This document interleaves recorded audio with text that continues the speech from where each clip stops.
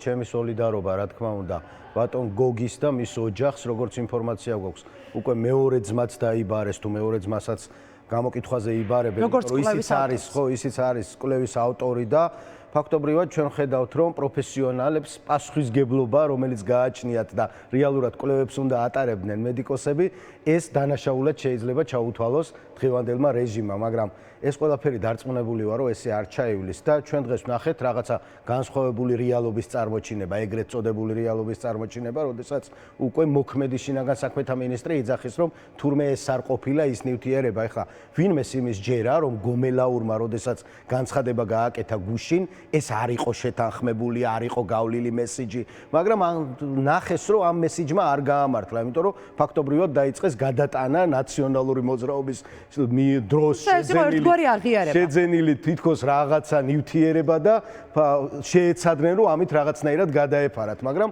არ იმუშავა ამ მესიჯმა და დღეს უკვე სხვა მესიჯით დაიტვირთნენ.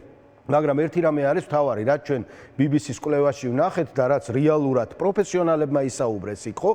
იმ დროს მოქმედმა თანამშრომლებმა, რომლებიც უშუალოდ იყვნენ ჩართულები პროცესში, ჩვენ ვნახეთ, რომ ხელისუფლებამ გადაწყვიტა მოწამლოს ქვეყნის მომავალი თაობა. ფაქტობრივად ქვეყანას უსპობს მომავალს, ეს არის ხალხის წინაშე ჩადენილი დანაშაული და ის, რასაც ახლა ჩვენ ვხედავთ, თითქოს რაღაცა ჩივილს აპირებენ BBC-ზე და რაღაც ოპოზიციურ ტელევიზიად დაასახელეს, ქართული ოპოზიციის მხარდამჭერ ტელევიზიად დაასახელეს BBC, ჩვენ ვნახულობდით, როდესაც საუბრობდნენ ისინი თითქოს BBC ესეთი ჭეშმარიტი. კეზერაშვილს ეხებოდა და ძალიან ბევრ რამეზე BBC-ს სიუჟეტები მათთვის იყო დამაჯერებელი და როდესაც ეხება მათ კონკრეტულ დანაშაულს და BBC-მ ეს დეტალურად ისაუბრა ამ ყველაფერზე, დღეს ვხედავთ უკვე თავდასხმას BBC-ზე. თავარი არის რა ხდება დღეს ქვეყანაში და ფაქტობრივად რა რეალობის წინაშე დავდექით. პასუხისგებლობიანი ხელისუფლება, მართალი ხელისუფლება, რომელიც ჩვენ არ გვყავს არც პასუხისგებლობიანი და არც მართალი ხელისუფლება, აი ამ აქციების მერე ძალიან ბევრი კითხვა რო ისმებოდა და ჩვენ ვხედავდით მოწამლულ ადამიანებს დავინახავდით იმას, რომ მაგალითად გამოაქვეყნებდნენ რა საშუალებები გამოიყენეს. თვითონვე ხო იციან, რომ ის არ იყო მარტო წყალი და ეს იყო გაზგარეული და ეს გაზი თურმე რა აღმოჩნდა ახლა ჩვენ კვლევით ხედავთ, ხო? ამიტომ ყველა ეს ნივთიერება, რომელსაც იყენებდნენ, მარტო იმაზე არ არის წყალში რას ურევდნენ, ხო? იქ ვიყავით ჩვენ შვილებთან ერთად, ხო?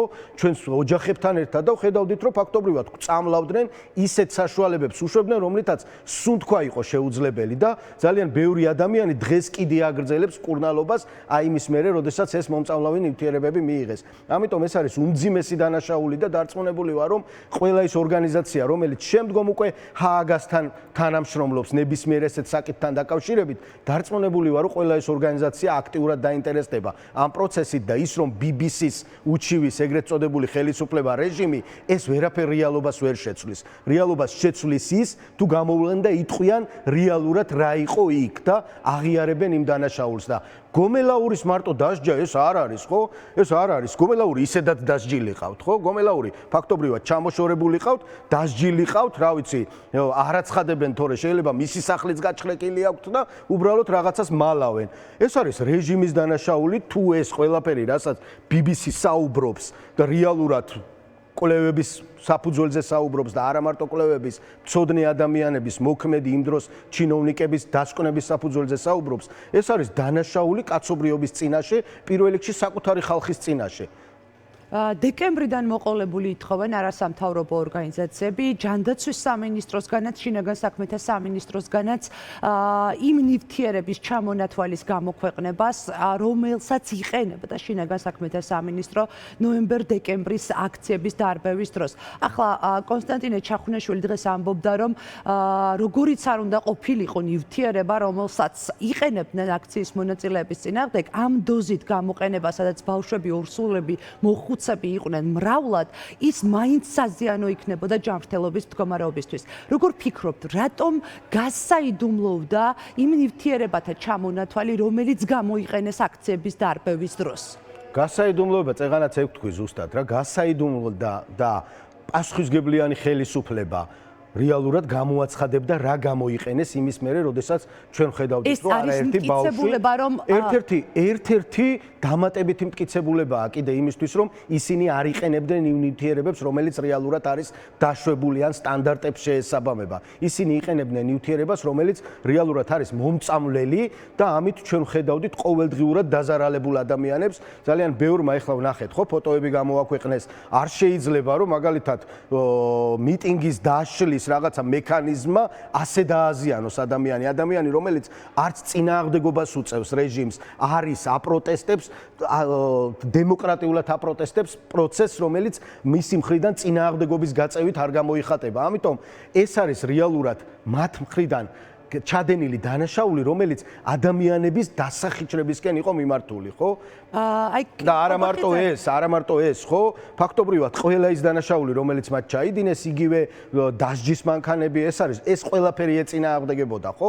რეალურად დემოკრატიული პროცესის, მიტინგის დაშლის სტანდარტებს, რასაც ისინი აკეთებდნენ. ფაქტობრივად ადამიანები, რომლებიც სახეს უმტვრევდნენ აქციის მონაწილეებს, მანქანებში ცემდნენ სასიკვდილოდ, თვალებს თხრიდნენ, რა ვიცი, 1000 უბედურებას აკეთებდნენ, რატო შეიძლება ვინმე შეეპაროს იმაში, რომ ისინი გამოიყენებდნენ ნივთიერებას, რომელიც რეალურად ადამიანების ჯანმრთელობას დააზიანებდა, არა იმ კონკრეტულ მომენტში, არამედ სამომავლოდ ადამიანებს გახდიდა დამოკიდებულს იმ ავადმყოფობასთან, რომელიც გამოწვევაც შეუძლია ამ კონკრეტულ ქიმიურ შენაერთებს. როგორ გონიათ, რომ უნდა განვითარდეს პროცესები ორივე მიმართულებას გულისხმობ.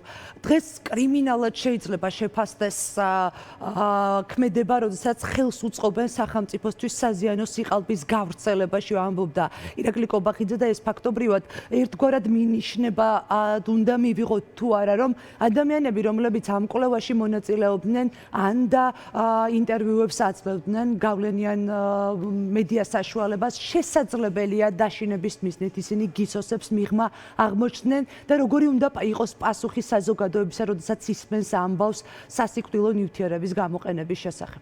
ჩვენ ხო ხედავდით ერთი ახალგაზრდა წესიერი, დევნილი ბიჭი, გელა ხასაია, რომელიც აი ესე სრულიად მოულოდნელად რაღაც გაურკვეველ სიტუაციაში დაუდგეს, ვითომ რაღაცა დანაშაულის სქემა და ეს ბიჭი დღეს პატიმრობაშია. ეხლა ხო შეგვიძლია გამოვიტანოთ ანალიზი, რატომ დაიჭირეს გელას ხასაია და რატო დაუდგეს ის სცენარი, რომელიც გახდა თითქოს მისთვის ბრალდების საფუძველი. მათ ჰქონდათ ეს ინფორმაცია, ფლობდნენ ამ ინფორმაციას, რომ BBC-სთან თანამშრომლობდნენ კონკრეტული აქტივისტები, კონკრეტული სპეციალისტები, კონკრეტული ყოფილი ჩინოვნიკები და მაქსიმალურად ცდილობდნენ ამ ადამიანების განეიტრალებას, მაგრამ დასკვნა, როდესაც დადებულია, დასკვნა, რომელიც გამზადებულია უკვე გასამჟღავნებლად, რა ვიცი, ამას ხელი ვეღარ შეუშალეს. ამიტომ ჩვენ არანაირი საფუძველი არ გვაქვს რეჟიმის მხრიდან იმისა, რომ ჩვენ ეჭვი არ შევიტანოთ და რეალურად არ ვფიქრობდეთ ისე, რომ მათ გამოიყენეს ნივთიერება, რომელიც ადამიანის არამხოლოდ ჯანმრთელობისთვის,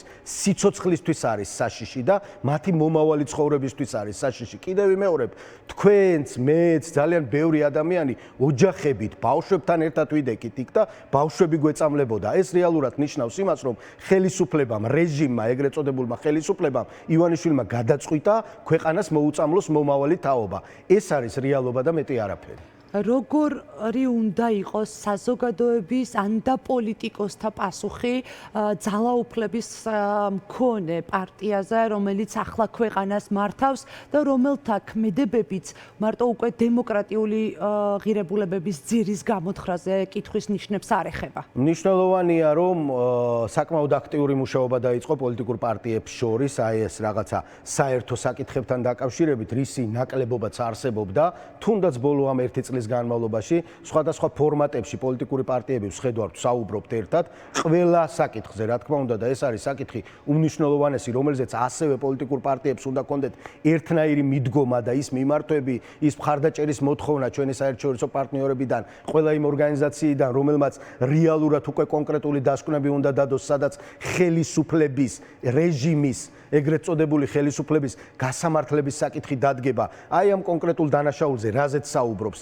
დღეს BBC ერთ-ერთი ყველაზე სანდო ორგანიზაცია, სანდო მედია ორგანიზაცია, რომელიც სოფლიოში ფაქტობრივად ერთ-ერთი წარმატებული ორგანიზაცია. ამიტომ მნიშვნელოვანია, რა თქმა უნდა, პოლიტიკური პარტიების ერთობა, რაც უკვე დაწყებულია, მინდა გითხრათ და ჩვენ წინა დღეების განმავლობაში ვსაუბრობდით იმაზე, რომ ამისი რესურსი არსებობს და იარსებებს და დარწმუნებული ვარ, რომ ჩვენ ყველა მნიშვნელოვან საკითხზე და მთავარ მნიშვნელოვან საკითხზე, რასაც ნიშნავს ბიძინა ივანიშვილის მისი რეჟიმის მოშორება, ჩვენ ვიქნებით ერთიანები და ამას ხელს ვერავინ ვეღარ შეუშლის. ასეთი სარჩელი შეიძლება და რა თქმა უნდა ხალხთან და ყველა იმ აქტიურ ჯგუფთან კომუნიკაცია, ყველა ეს ადამიანი, ყველა ეს პოლიტიკური სუბიექტი, აქ აღარ არის საუბარი უკვე პარტიებზე, მაკა პარტიებს გაცდა ეს ყველაფერი და აღარც პარტიული ინდივიდუალური ეგოების დრო აღარ არის. ფაქტობრივად რაღაცა შეიძლება რამოდენიმე თვეა დარჩენილი იქამდე, როდესაც ჩვენ ფაქტიურად ქვეყანას დავკარგავთ. ამიტომ ყველაფერი გვერდზე უნდა გადავდოთ და ამისკენ უკვე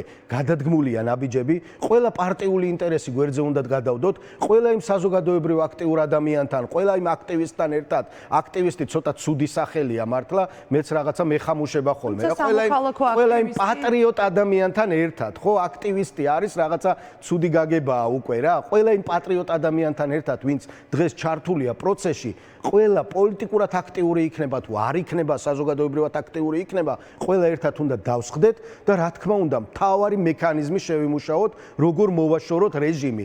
ამის მერე ყველას მოგვეცემა საშუალება, ვის პოლიტიკაში წასვლა უნდა ახალ ადამიანს, ვინ ძველ პოლიტიკურ პარტიას რამე აქტივობა უნდა და ამით უნდა მოაწონოს და მოაჩენოს პოლიტიკური პარტიების აკრძალვის პროცესი, ხო, ბატონო გიორგი? აკრძალვა არ ნიშნავს იმას, რომ რაღაცა ჩვენ ვინმე ხელებს შეგვიბოჭავს უკან და რა ვიცი, კი, ესეთი ადამიანები არიან და ჩემი სოლიდარობა ყველა იმ პოლიტიკურ ტყვეს, როგორც პოლიტიკოსებს, ისე სამოქალაქო აქტივისტებს, იმ პატრიოტ ახალგაზრდებს, ძალიან ბევრ ახალგაზრდას დღეს სხვათა შორის ვისმე წავიკითხე, მათ ეს დაწერდა, ჩემი თელაველია და რაღაცა განსაკუთრებული მიდგომა მაქვს ხოლმე სულ და მათ ეს დაწერდა, რომ 6-ში მათ ეს დაბადების დღეა, 22 წლის ხდება და ვინ რას გადასცემთო კომენტარებს დავსქრინავ და გაუგზავნიო და მე მინდა აქედან მათეს უთხრა, დარწმუნებული ვარ, რომ გვისმენს, რომ მე დარწმუნებული ვარ, რომ ყველას შერცხვება, ყველა იმ თელაველს, ვისაც დღეს პირში აქვს წყალი ჩაგუბებული, მათ შორის ბევრს შენ პედაგოგს, შენს მეზობელს და ხმას ვერ იღებს შენ მხარდასაჭერად, მაგრამ მე დარწმუნებული ვარ, რომ ძალიან ბევრი თელაველი ამაყობს და უფრო მეტი იამაყებს იმის დრო დადგება და შენი ვაჟკაცობით, შენი თავდადებით, შენი პატრიოტიზმით აუცილებლად მაგალითი გახდები ძალიან ბევრი ადამიანისთვის და ჩემი პატივისცემა ყველა პატიმარს, ყველა ტყვეს, როგორც პოლიტიკურად აქტიურს, ისე სამოქალაქო აქტივისტს, რა თქმა უნდა. მადლობა გიორგი ბოტკოველს, ჩვენი სოლიდარობა ყველა პოლიტიკურ პატიმარს, რომელიც რამდენიმე თვის განმავლობაში გისოსებს მიღმა საკუთარი პოზიციის გამოგამოკეტეს. ბრომენზოლციანიძე კი საუბრობთ საწამლავზე, მოწავლის მაღალი რისკის მქონე საწამლავზე, იწევს ნერვული სისტემის მძიმე დარღვევებს, ჯანმრთელობის გართულებებს, ხანგრძლივი პერიოდით და უარეს შემთხვევაში არსებობს სიკვდილის რისკი. ასეთ ნივთიერებაზე ვსაუბრობთ, რომლის გამოყენებაც ბრალად საერთაშორისო მედიის გამოძიებით ქართულ ოცნებას ედება. ვნახოთ რა